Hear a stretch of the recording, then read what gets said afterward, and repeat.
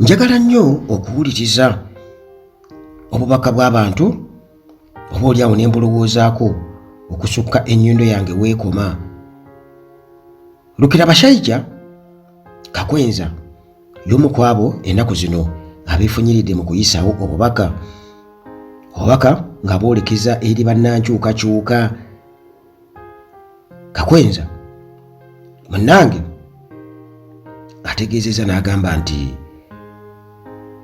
abantu abamu mu nkyukakyuka bwe batyo basazeewo okubeera nti boogera bwogezi ne balimu okuteekesa mu nkola bye boogera oba okuteeka mu nkola bye boogera okuggyako dikiteeta.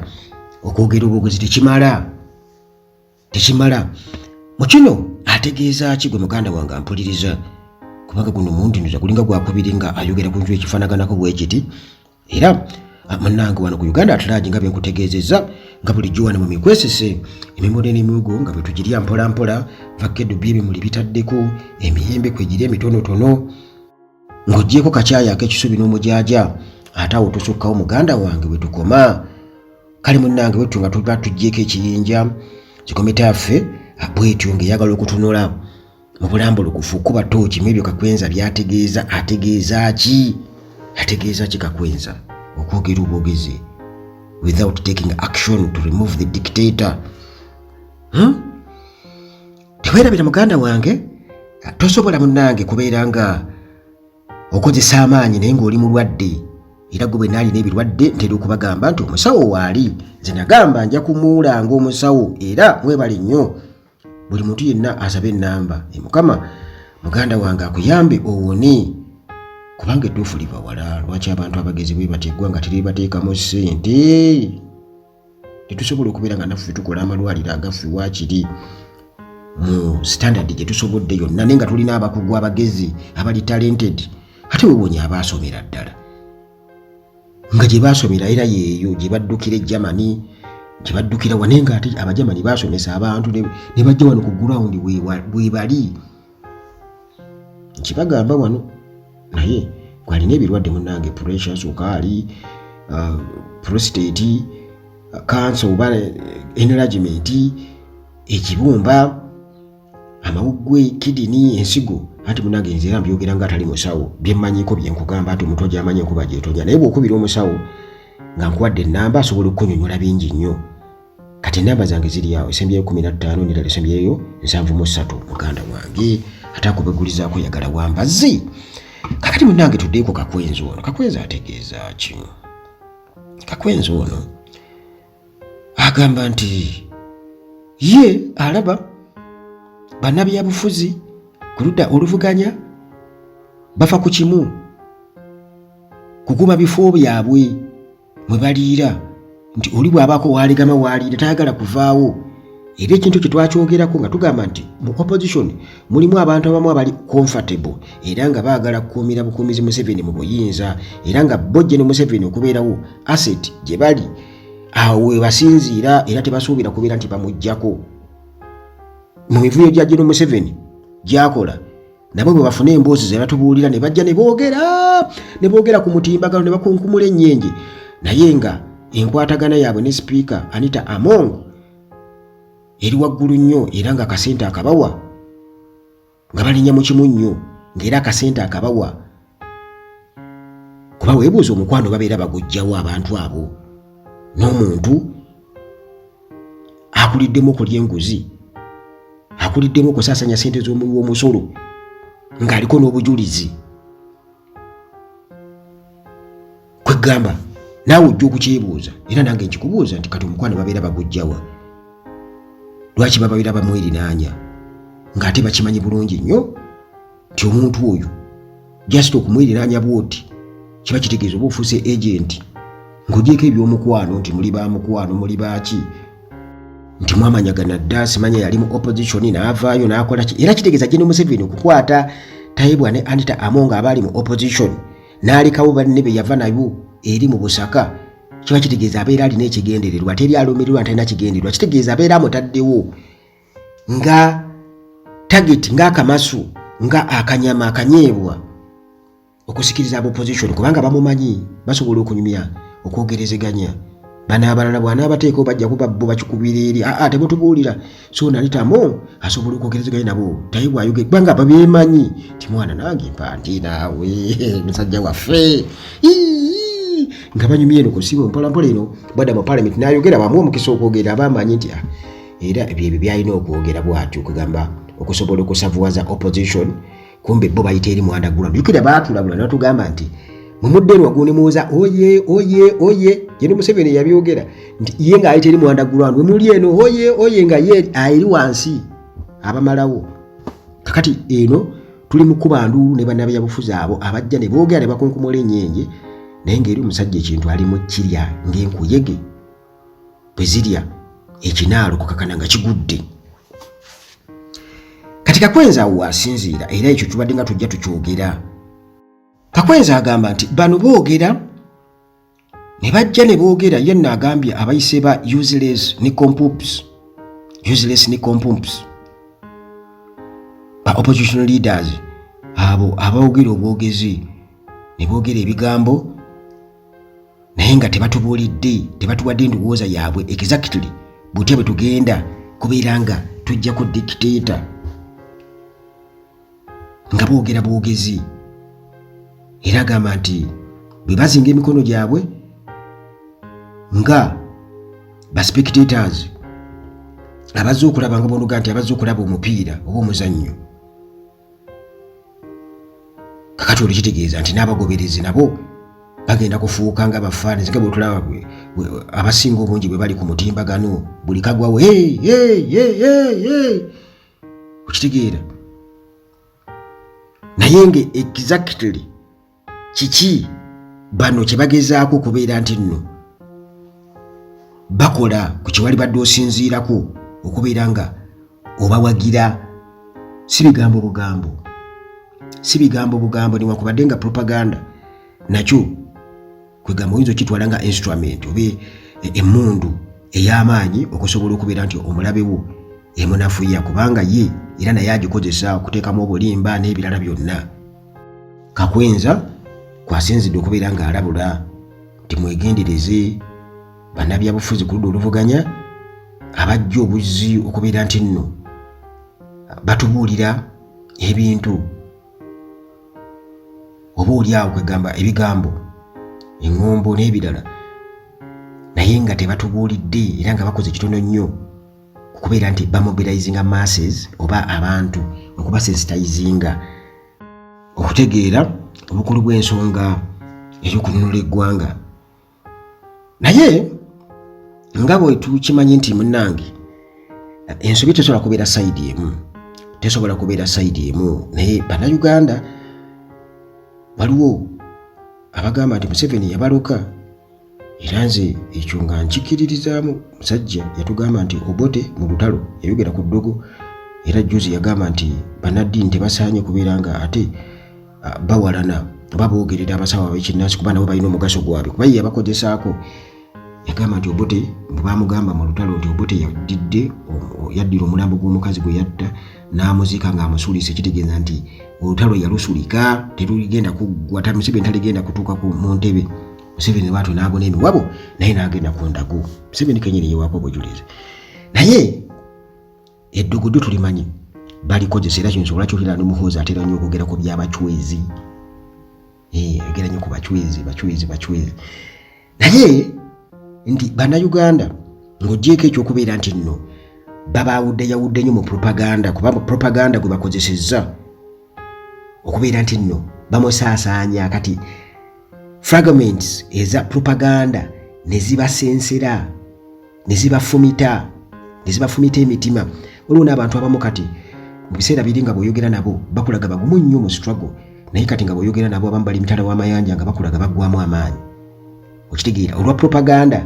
Ate ekyo nga twakyogererawo nti gino emyaka 5 bwe tunaatuukira mu myaka 2026 katugeze nga twali kikyuse ng'era gino Museveni bwe yagamba nti 2020 tewagenda kusigala kibiina kya byabufuzi na kimu oba opposition ejja kuba eweddewo. Ekyo muganda wange tolooza nti yamala gakyogera era yakubuulira nti wabula abakyamulimi bannuupa abalala bonna anyumya nabo bulungi nnyo bakwatagane era obukakafu kati weebuli mu bulaba. Kuba Museveni talimba bw'abanga ayogera ku nsonga ezimu. Museveni bw'abanga ayogera ku bintu by'entebe ng'alabula talimba wakulabula bulabuzi straight, era kyanakola akikubuulirirawo okuleka mpozi kati mubina ebintu by'ebirala pulaani gy'abazzaako awo okusobola otuukiriza ekyo kyakugambye awo atandikira okubeera ng'ataabuzaabuza eno mukisaasaanyamu mmwe kubanga mmwe akimanyi bulungi nnyo mulina kyabuzobinga mpolampola muno kyabuzobinga mpolampola mukitegeere ng'obutwa bubasensere kakati awo watandikira okubasindikamu abantu bammwe bennyininyini bemwesiga n'ebirala n'ateekamu akasente ne gujja bagira. Naye Bobi Wine yajja mu first phase era yapulaninga ekintu ekyo n'agamba ati kati wano ke kaseera era y'ensonga lwaki yakikola mu kiseera ekyo aliya kuba singa yakikola mu bbanga lino bali bayite bamukkiriza kuba kati jjukira tugenda mu 2026 naye wali twaje tunaba kubeera nga tulingizaayo nnyo mu 2026 nga nabano pulaani zaabwe tezinaba kubeera nga zengera nnyo kwegamba kubeera nti kubanga bba ebintu byabwe negino Museveni ng'akyegaana asigenda kwesimba munkakabuka ate mubyogerako ebyo si y'ensonga eriwo. Kati Bobi Wine yakozesa omukisa ogwo n'atambula eggwanga lyonna era nsuubira okuba ne Kakwenza n'abalala bonna ekintu kyo baakiraba n'atambula eggwanga lyonna ng'agenda ategeeza abantu tibannange enkya nyinza obutasobola kudda wano kubabuulira bubaka buno nene buba temundabye naawe weetwale nga Bobi Wine mugende eka mubuulire abantu bammwe buli w'obeera yogera ku bubaka buno mubijjukira bulungi ebigambo Bobi Wine ebyo mu first phase eri ey'okutalaga eggwanga lwe yagendera eruweeru n'awanda omuliro mujjukira bulungi nnyo nti mulinde bulinzi spark nzize kubakyajinga nzize kubateeka mu mutima guli nti mumanye nti struggle egenda mu maaso. Ebigambo ebyo bamwabiwulira naye nze nali ngoberera nsuubira okuba nga namwe mwali mugoberera kuba mugoberera n'okusinga ffe ababawa amawulire. Kakati eyo message yali nkulu nnyo eri munnayuganda yenna. Bannayuganda baalaga omukwano Bobi Wine gyali era ne balaga nti bali bumu era nsuubira okuba nti obubaka obwo Bobi Wine yabuwa buli muntu yenna yabuwulira.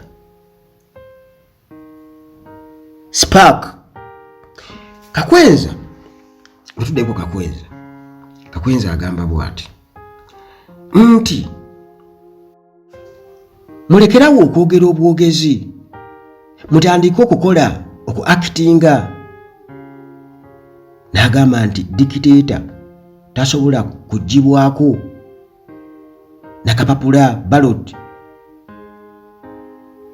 oba kulabisa ekyo tekimala era agamba nti nonsense. N'agamba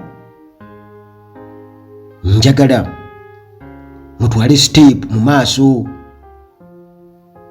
teri despot gwe tugenda ku masajinga oba ayinza kubeera nti munnange oli mu masajinga n'omugja mu buyinza tekisoboka. Era n'agamba nti weetaaga okubeerawo serious decisive action. Kitegeeza nti ye abuuse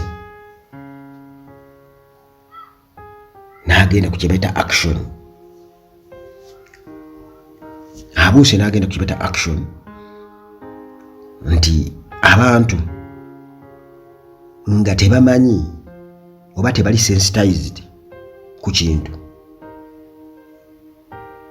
osobola omutuukirira awo n'agamba bagambye ekyolukiiko wa mbadde sirumanyi ate nze mbadde ngenda mu tawuni kusuubula. Juzi olunaku lumu emabega nagenda nenteekako wano CBS okuwulira ku mawulire. Kakati mbaaliwo ne bakuba akalango k'obulwadde sibuwuliranga nako ne bagamba obulwadde muno mubwegendereze nnyo ministry y'ebyobulamu ng'eranga kubanga bukola bwe buti ne bwe buti naye nga sibumanyi. Kati olw'okuba mbadde sikiwulirangako kuno nateekako rediyo mu kiseera ekyo mpulire kuba sirina kuwuliriza nnyo rediyo ne ŋŋamba okay naye nga buba kuba nti kati obulwadde busanze awo, era kitegeeza nti bye baali bagamba byotakola, era kitegeeza mba ntomera bitomere. Kakati abantu beba beetaaga okubeera sensitized nti bannayuganda balina ebintu bingi nnyo ebibaleetera okubeera nti nno tebasobola kugenda mu action, tebasobola kubeera nga bagamba nti kimala. Wano mu Buganda ekintu kino nkyogera naye lwakuba nti era nkimanyi waliwo kwegamba abantu abamu nti bweyogera ku Buganda, bweyogera ku Kabaka, kwegamba bali mu mbeera eyo bwetyo, naye ng'ekituufu tulina okukiikiriza nti waliwo ekintu ekimu nga ge maanyi gaffe ate era nga bwe bunafu bwaffe. Ekyo nja kukyogerako mu mboozi emu, naye bagamba nti obugonvu bw'olujegere ate bwe bugumu bwalwo. Kati kitegeeza nti era reverse ntuufu. Ekitegeera kyentegeeza nti obugonvu bw'olujegere era ate bwe bugumu bwalwo oba bwe bukalu bwalwo. Era kitegeeza nti obukalu bw'olujegere oba obugumu bw'olujegere nti amaanyi galujja mu bugonvu. Okitegeera. Kakati wano mu Buganda example gye nkuwadde eyo oyinza obutagitegeera nnyo kubanga yeetagamu okunnyonnyolamu okebuzaabuza, naye sigenda kunnyonnyola nti wano amaanyi gaffe ffe ng'Abaganda ate era bwe bunafu bwaffe. Obunafu bwaffe gayinza okuba ge maanyi gaffe ku sayidi endala kyekyebuuzibwa nti obunafu bwaffe ge gaalibadde amaanyi gaffe, nti oli okutunyoomera mu bunafu bwaffe olw'okuba nti tuwerukaminga tukola ki ate ge gaalibadde amaanyi gaffe, naye ffe tetukozesa advantage eyo. So olujegere lwo lukozesa advantage zombi, obugonvu n'obugumu. Oba okitegedde, ffe tukozesaako kimu kyakwewaaniramu, Abaganda tuwerukaminga, Abaganda tuli bamu, omwoyo gutafa biki. Okitegeera. Kati ate kiyinza okuba nga bwe bunafu bwaffe. Ebyo sigenda bigenda nnyo mu details kubanga waliwo ababeera bansinga okubimanya, ate nange sijaga nti nze abimanyi nnyo, naye nze nga Uganda tulagi analysis yange era mu mboozi yange emu eddako nga twogera ku East African Community na biki ebiplaningibwa ebyo tujja kuba tubyogerako. Naye bwe tuddeko Kakwenza bukumaliriza nga ayogedde ebigambo ebyo nga bwe tubiraba, sometimes abantu abamu bajja mugamba nti gwe naawe obadde mu Uganda ebbanga lyonna, kyangu okwogera obwanga oli wabweru wa Uganda obanga lwaki tojja wano Uganda naawe n'okola ki, oba ne bakukwata lumu ne tumanya tubeera mu struggle bajja bimugamba, oba ggwe gy'oli eyo ki ky'okoze okubeera ng'otakinga action wano, era bajja bimubuuza era nange nja kubimubuuza. By the way nja kubimubuuza kubanga nkugambye teri kintu kiri one sided, tosobola kubeera nga obuulira enjiri bweti ate ggwe nga tolina kyokozeewo. Ogamba abaana musome, soma mwana wange, naye school fees tokola ki, toziteekayo ku ssomero. Kakati ekyolekera Bashayija naye somehow alina okunnyonnyola nti nze nkoze bwenti ne bwenti kubanga naye kyakoze kwegera tanabuuka siteepu y'abali bagamba aboogera obwogezi, naye akyali mu stage yakwogera ate era nga yamugaso nnyo. Nkugambye yamugaso nnyo, naye kirekanuza kyategeeza nti okwogera olukobo kibaita okwogera nga tolekeraawo yogera nabiri, naye ndowooza okwogera nga totaddewo time frame oba kwegamba olina okwogera nomanyi kati okwogera kukomye kakati oli bwemba mugambye tokolanga bwoti, kitegeeza bwaba yasigadde akyakola kino kati nze kangende ku siteepu eno sigenda kuddamu okukola bwenti, ndowooza kyategeeza. Kakati ye agamba nti munnange okwogera watali action kiba kyenkanankananga n'omuti oba akigerageranya ku muti ogutalina mirandira, tikitegeeza tikusobola kukula kuwanvuwa. Political landscape wano mu Uganda munnange bwetyo eri awo ebuzaabuza, era waliwo abifunyiridde okubeera nti nno ebeera ebuzaabuza naddala eri munnansi gwe bayita civilian. Obuzibu bwe tulina olw'okuba nti mu Uganda tulinamu amawanga mangi nnyo ate nga twetabikiddwamu n'abantu abalala, kwegamba bo nabo nga bwe bava gye baava baatuuka ne bafuuka bannayuganda, nti ebyo byonna bikyali awo, factors ennyingi nnyo eziri awo. Naye kino bw'okitunuulira mu deep oba wansi wakyo ku ntobo yakyo, Kakwenza kyageza kutegeera kiba kitegeeza ategeeza united front and real engagement in the fight for change. Kyabategeeza kwegatta ekizibu wano Uganda, okwegatta naddala oludda oluvuganya nti lwegatte. Awo nsuubira okuba nti omuntu yenna bw'aba alowooleza mu ekyo nakyo kiyinza obutasoboka wano kati Uganda. Omuntu alina kulowooza magezi malala nti okwegatta, kubanga ekisooka era bagenda kubaleetamu abantu abalala nga bava mu position mwennyini bakulage nti bazze kati abo bagenda okukozesa okubeera nga bakendeeza obululu, kubanga akalulu ko tekajja kukola.